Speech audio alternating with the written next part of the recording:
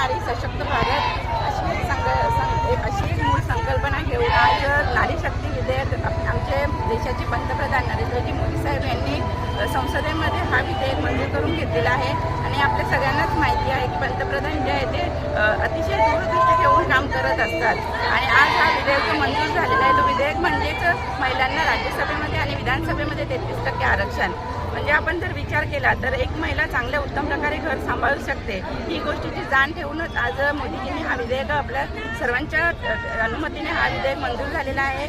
आणि या विधेयकामुळे आज महिला या आत्मनिर्भर तर होत्या, सक्षम पण होत्या, पण आज त्या सक्षम नेतृत्वही करणार आहेत। आणि आज आपण बघितलं तर मोठ्या संख्येने महिला या अतिशय उत्साहाने काम करत असतात आणि कोणतंही काम जर महिलांना तुम्ही दिलं तर ते एकदम जिद्दीने करत असतात। आणि म्हणूनच भारत सक्षम होण्यासाठी आणि भारताचा विकास होण्यासाठी अत्यंत गरजेचं आणि अत्यंत महत्त्वाचं पाऊल हे मोदीजींनी उचललेलं आहे। आणि त्यामुळेच आज ह्याचं विधेयकाचं समर्थन म्हणून आज आम्ही सगळ्या महिला आज बघितलं असेल इथे फक्त मोदीजीने त्यांच्यासाठीच नाही तर महिलांसाठी आणि भारताला एकदम अतिशय विकसित करण्यासाठी हा अत्यंत महत्त्वाचा निर्णय घेतलेला आहे।